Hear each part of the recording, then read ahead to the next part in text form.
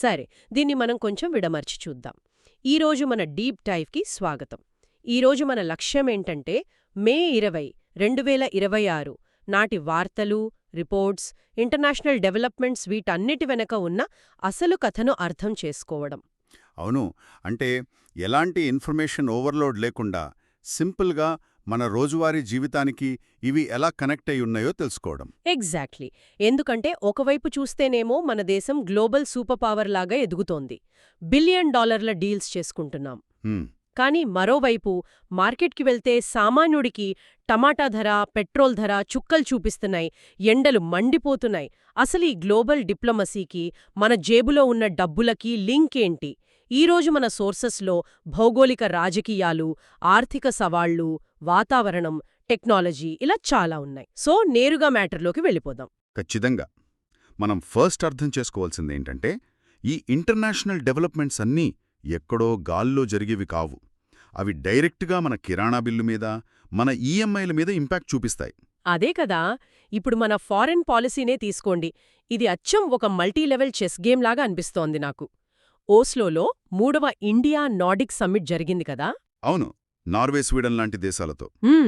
అక్కడి వాళ్ళు green energy, architect ప్రాంతంలో సహకారం, అలాగే డబ్ల్యూటీఓ ప్రాముఖ్యత గురించి మాట్లాడారు. అది అయిపోగానే ప్రధాని రోమ్ వెళ్లి ఇటలీ ప్రధానితో మీటయ్యారు. ఇటలీ మీటింగ్ వెనుక ఉన్న మెయిన్ పాయింట్ ఏంటంటే యూరోపియన్ యూనియన్తో మనం ఫ్రీ ట్రేడ్ అగ్రిమెంట్ చేసుకోవాలి. అక్కడ ఏకంగా 15 బిలియన్ యూరోల వాణిజ్య లక్ష్యంతో చర్చలు జరిగాయి. అరే, 15 బిలియన్ యూరోలు అంటే మన వస్తువులు యూరప్ మార్కెట్లోకి వెళ్లడం ఈజీ అవుతుందన్నమాట. ఎగ్జాక్ట్లీ. ట్యాక్సులు తగ్గుతాయి, మన ఎక్స్పోర్ట్స్ పెరుగుతాయి. ఇండియా వస్తున్నారు. అక్కడ వాళ్ళ టార్గెట్ $500 బిలియన్ ట్రేడ్. అవును. కాని మళ్ళీ అదే 2026 సమ్మిట్ కోసం రష్యా అధ్యక్షుడు పుతిన్ కూడా ఇండియా వస్తున్నారని కన్ఫర్మ్ అయింది. పాశ్చాత్య దేశాలు రష్యా మీద ఆంక్షలు పెట్టినా మనం వాళ్లతో స్వంత కరెన్సీలలో ట్రేడ్ చేస్తున్నాం. అసలు ఈ బ్యాలెన్సింగ్ ఎలా సాధ్యమవుతోంది? దీన్నే మనం వ్యూహాత్మక స్వయం ప్రతిపత్తి అంటాం. అంటే స్ట్రాటజిక్ అటానమీ. ఓకే. అంటే ఏ ఒక్క అగ్రరాజ్యం చెప్పిందల్లా వినకుండా మన దేశానికి ఏది లాభమో అది మాత్రమే చేయడం. ఇది కేవలం అమెరికా, రష్యాలతోనే కాదు.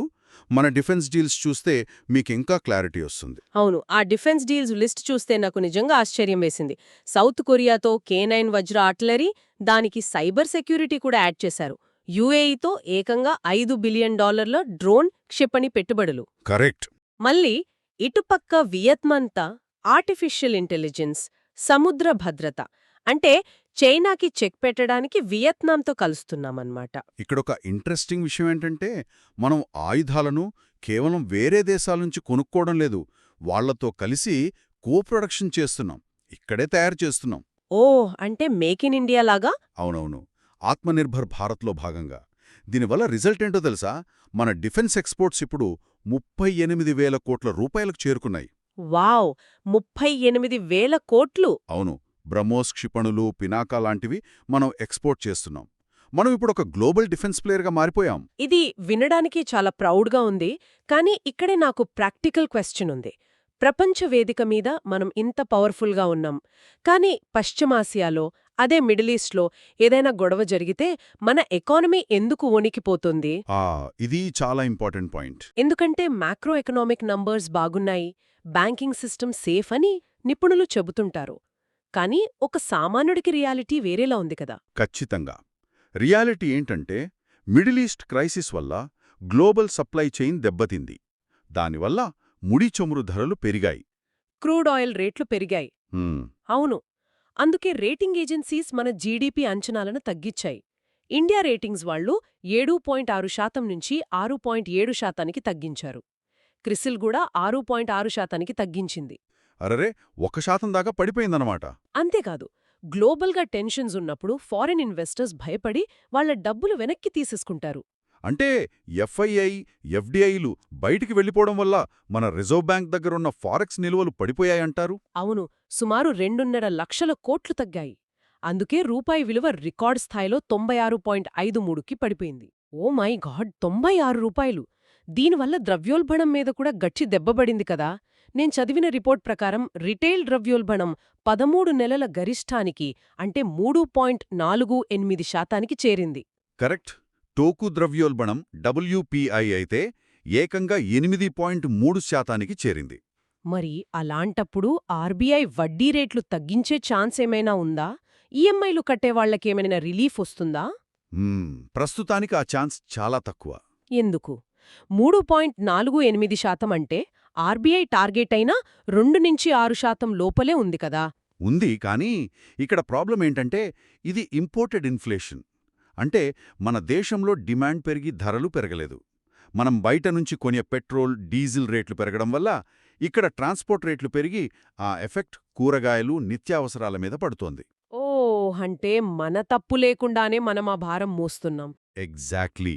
దీనికి తోడు వాతావరణంలో ఎల్ నినో ఎఫెక్ట్.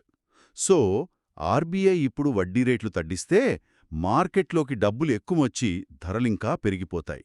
అందుకే ప్రభుత్వం ఇప్పుడు అనవసరమైన దిగుమతుల మీద ఆంక్షలు పెట్టి డాలర్లను కాపాడుకునే పనిలో ఉంది. అర్థమైంది. మీరు ఎల్నీనో ప్రస్తావన తెచ్చారు కాబట్టి డైరెక్ట్గా మన ఎండల గురించి మాట్లాడుకుందాం. అసలు రికార్డ్ బ్రేకింగ్ టెంపరేచర్స్ కదా ఇవి. అవును, భరించలేని ఎండలు. పరిస్థితి ఎలా ఉందంటే మన పవర్ డిమాండ్ ఏకంగా 260 గిగావాట్లకు చేరింది. సెక్షన్ 11ను ఉపయోగించి అన్ని పవర్ ప్లాంట్స్ ఫుల్ కెపాసిటీతో నడపాలని ప్రభుత్వం ఆర్డరేసింది. కరెంటు కోతలు రాకుండా. అవును. ఇంకో పక్క ఆయుష్ మంత్రిత్వ శాఖ ఏమో హెల్త్ అడ్వైజరీ జారీ చేసింది. జల్నేతి, శీతలీ ప్రాణాయామం చెయ్యండి, సత్తు మజ్జిగ తాగండి అని చెప్తున్నారు. ఇవి మన ట్రెడిషనల్ పద్ధతులు. అవి ఈ ఎండలకి చాలా అవసరం కూడా. అనుకోండి. కనెక్టివిటీ పెంచడానికి. అవును. కాని వీటన్నిటికంటే నన్ను ఆశ్చర్యపరిచిన విషయం ఇంకోటుంది. మహారాష్ట్ర ప్రభుత్వం 25,400 మెగావాట్ల న్యూక్లియర్ పవర్ కోసం ఎన్టీపీసీ, అదానీ, రిలయన్స్లతో ఏకంగా 6.5 లక్షల కోట్ల ఎంఓయూలు కుదుర్చుకుంది. 6.5 లక్షల కోట్లు? ఇది చిన్న విషయం కాదు. అదే నా డౌట్. సో దీనర్థమేంటి? ఒక పక్క ఎండలు తట్టుకోలేక మనం ఏసీలు వాడుతున్నాం. కరెంటు డిమాండ్ పెరిగితే మళ్ళీ బొగ్గు ప్లాంట్స్నే వాడుతున్నాం. దానివల్ల గ్లోబల్ వార్మింగ్ ఇంకా పెరుగుతోంది. ఈ సైకిల్ని బ్రేక్ చేయడానికేనా ప్రైవేట్ సెక్టార్ని ఇలా న్యూక్లియర్ ఎనర్జీలోకి తీసుకొస్తున్నారు? దీన్ని మనం ఒక పెద్ద పిక్చర్లో చూడాలి. మీరు చెప్పిన సైకిల్ని బ్రేక్ చేయడానికే ఇది. ఎలా? సోలార్, విండ్ పవర్ పర్యావరణానికి చాలా మంచివి. కానీ సూర్యుడు లేనప్పుడు లేదా గాలి లేనప్పుడు కరెంట్ రాదు కదా. కాని మనకి 24 గంటలు కరెంట్ కావాలి. దీన్నే బేస్ లోడ్ పవర్ అంటారు. Okay, base load power. అవును. ఈ బేస్ లోడ్ కోసం మనం బొగ్గు మీద ఆధారపడకూడదు. అంటే మనకున్న బెస్ట్ ఆల్టర్నేటివ్ న్యూక్లియర్ ఎనర్జీనే. 2070 నాటికి మనం నెట్ జీరో టార్గెట్ పెట్టుకున్నాం. అంటే కార్బన్ ఎమిషన్స్ 0కి తీసుకురావడం. ఎగ్జాక్ట్లీ. అది కేవలం గవర్నమెంట్ డబ్బులతో సాధ్యం కాదు. అందుకే చట్టాలు మార్చి ప్రైవేట్ పెట్టుబడులను అనుమతిస్తున్నారు. ఇది మన ఎనర్జీ సెక్టార్లో ఒక పెద్ద గేమ్ చేంజర్ అవుతుంది. నిజంగానే అద్భుతం. ఇంధన రంగాన్ని ఎంత ఫాస్ట్గా అప్డేట్ చేస్తున్నామో టెక్నాలజీ పరంగా కూడా అంతే దూసుకుపోతున్నాం. జెనీవాలో జరిగిన ప్రపంచ ఆరోగ్య సభలో, అదే WHO దగ్గర మనం మన డిజిటల్ హెల్త్ ప్లాట్ఫామ్స్ని షోకేస్ చేశాం. కోవిన్, ఆయుష్మాన్ భారత్ లాంటివి. అవును, ఈ సంజీవని కూడా. ప్రపంచానికే మనం ఒక రోల్ మోడల్గా ఉన్నామక్కడ. కానీ మన దేశంలో చూస్తేనేమో సీన్ వేరేలా ఉంది. దాదాపు 9.8 లక్షల కెమిస్ట్ షాపులు రోడ్డెక్కి సమ్మె చేస్తున్నాయి. ఈ ఫార్మసీలకు వ్యతిరేకంగా కదా? అవును. వాళ్ళేమంటున్నారంటే ఈ ఫార్మసీలు విపరీతమైన డిస్కౌంట్లిస్తున్నాయి. అది ఒక ఎత్తైతే ఏఐ, అదే ఆర్టిఫిషియల్ ఇంటెలిజెన్స్ వాడి కొంతమంది ఫేక్ ప్రిస్క్రిప్షన్లు క్రియేట్ చేసి డేంజరస్ మందులు ఆన్లైన్లో కొనేస్తున్నారు. ఇది పబ్లిక్ సేఫ్టీకే పెద్ద ముప్పు కదా. ఇది చాలా సీరియస్ ఇష్యూ అండి. ఇదొక ముఖ్యమైన ప్రశ్నను లేవనెత్తుతోంది. టెక్నాలజీ ఏమో బుల్లెట్ ట్రైన్ లాగా ముందుకెళ్తోంది. కానీ మన చట్టాలు, రెగ్యులేషన్స్ మాత్రం ఇంకా ప్యాసింజర్ ట్రైన్ స్పీడ్లోనే ఉన్నాయి. అవును. ఆ GSR 817 రూల్స్ రద్దు చేయాలనేది వాళ్ళ డిమాండ్. ఒక అడుగు ముందే ఉంటున్నారు అనడానికి ఇంకో best example NEET UG 2026 paper leak issue. అరే అవును.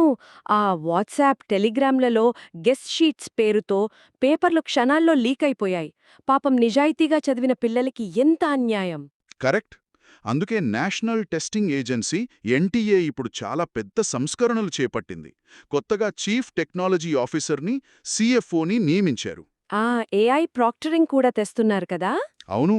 AI ప్రాక్టరింగ్ మరియు పేపర్లు ట్యాంపర్ అవ్వకుండా బ్లాక్ చైన్ సెక్యూరిటీ అంటే టెక్నాలజీతో జరుగుతున్న మోసాల్ని అడ్వాన్స్డ్ టెక్నాలజీతోనే కౌంటర్ చేయాలి అని వాళ్ళు డిసైడ్ అయ్యారు. వండర్ ఏంటంటే చట్టాలు వాస్తవ పరిస్థితులకి ఎలా అప్డేట్ అవుతున్నాయో చెప్పడానికి ఇంకో ఉదాహరణ కూడా ఉంది మన దగ్గర. సుప్రీంకోర్టు రీసెంట్గా ఒక కీలక తీర్పు ఇచ్చింది. ప్రమాదకరమైన లేదా ర్యాబిస్ ఉన్న వీధి కుక్కలకి కారుణ్య మరణాలు అంటే యూతనేషియా ఇవ్వడానికి పర్మిషన్ ఇచ్చింది. ఇది చాలా సెన్సిటివ్ ఇష్యూ. అవును. రాజ్యాంగంలోని ఆర్టికల్ 21 ప్రకారం మనిషికి భద్రంగా జీవించే హక్కు ఉంది, కాని ఆర్టికల్ 51A కింద జంతువుల పట్ల కరుణ చూపించాలి. ఈ రెండింటి మధ్య బ్యాలెన్స్ని కోర్టు చాలా ప్రాక్టికల్గా డీల్ చేసింది. ప్రాణభయం ఉన్నప్పుడు కఠిన నిర్ణయాలు తీసుకోక తప్పదు అని చెప్పింది. ఎగ్జాక్ట్లీ. సొసైటీ సేఫ్టీ అనేది ముఖ్యం. సేఫ్టీ అనగానే నాకు ఇంకో విషయం గుర్తొచ్చింది. Fake news. అబ్బా, దానికసలు అంతులేదు. అవును. దేవాలయాల బంగారాన్ని ప్రభుత్వం తీసుకుంటోందంటూ ఒక ఫేక్ న్యూస్ సోషల్ మీడియాలో విపరీతంగా సర్క్యులేట్ అయింది. దాన్ని PIB ఫ్యాక్ట్ చెక్ టీం వెంటనే ఖండించింది. టెక్నాలజీని వాడుకుని ఇలాంటి తప్పుడు సమాచారం వ్యాప్తి చేయడం చాలా ప్రమాదకరం. నిజమే. సరైన పాలసీలు తేవడానికి నీతి ఆయోగ్ లాంటి సంస్థలు చాలా కీలకం. అందుకే కాబోలు నీతి ఆయోగ్లో బాలసుబ్రహ్మణ్యం, జోరాం అనియా లాంటి కొత్త సభ్యులను నియమించారు. అవును. ఎక్స్పర్ట్స్ ఇన్వాల్వ్మెంట్ చాలా అవసరం. సరే, మనం ఇప్పటిదాకా ఎకానమీ, పర్యావరణం, టెక్నాలజీ ఇలా చాలా సిస్టమ్స్ గురించి, పోరాటాల గురించి మాట్లాడుకున్నాం.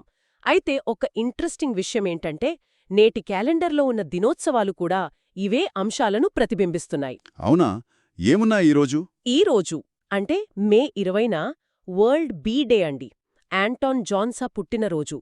మీకు తెలుసా, ప్రపంచ ఆహార సరఫరాలో 1/3 కేవలం తేనెటీగల ద్వారానే జరుగుతుంది. థీమ్ ఏంటంటే బీ ఇన్స్పైర్డ్ బై నేచర్. అరే, ఇది చాలా ఇంపార్టెంట్ డే కదా. మనం మాట్లాడుకున్న క్లైమేట్ చేంజ్కి, ఫుడ్ సెక్యూరిటీకి డైరెక్ట్ లింక్ ఇది. వాతావరణం దెబ్బతింటే తేనెటీగలు పోతాయి, మనకి ఫుడ్ ఉండదు. ఎగ్జాక్ట్లీ. అలాగే ఈరోజు వరల్డ్ మెట్రాలజీ డే, అంటే కొలతల శాస్త్రమన్నమాట. 1875 మీటర్ కన్వెన్షన్ కదా. అవును. ఖచ్చితమైన కొలతలు ట్రేడ్కి, సైన్స్కి ఎంత ముఖ్యమో మనకు తెలుసు. దీన్ని మనం ఇందాక మాట్లాడుకున్న NTA ఎగ్జామ్స్కి లింక్ చేయొచ్చు. ఒక స్టూడెంట్ టాలెంట్ని ఖచ్చితంగా కొలవగలగాలి. అందులో ఎలాంటి ఎర్రర్స్, లీక్స్ ఉండకూడదు. అప్పుడే పారదర్శకత వస్తుంది. భలే కనెక్ట్ చేశారో. ఇవే కాకుండా క్లినికల్ ట్రయల్స్ డే, LGBTQ హక్కుల కోసం ఐడాహబిట్ డే కూడా ఈరోజే. మన దగ్గరైతే వరద చతుర్థి, టాగూర్ జయంతి లాంటివి ఉన్నాయి. ఇంకో ఫన్ ఫ్యాక్ట్ ఏంటంటే అమెరికాలో ఈరోజు నేషనల్ రెస్క్యూ డాగ్ డే మరియు బీ ఏ మిలియనేర్ డే అట. బీ ఏ మిలియనర్ డేనా? అవునండి. నేను కూడా ఈరోజు ఆ మిలియనేర్ డే జరుపుకుందాం అనుకుంటున్నాను. కానీ ఈ పడిపోతున్న రూపాయి విలువ, ఆ పెరుగుతున్న ద్రవ్యోల్బణం చూస్తే నా బ్యాంక్ బ్యాలెన్స్ దానికి ఒప్పుకునేలా లేదు. అవును, రియాలిటీ అలానే ఉంటుంది మరి. కానీ ఇన్ఫర్మేషన్ అంతా చాలా బాగా కనెక్ట్ అయింది ఈరోజు. అవును.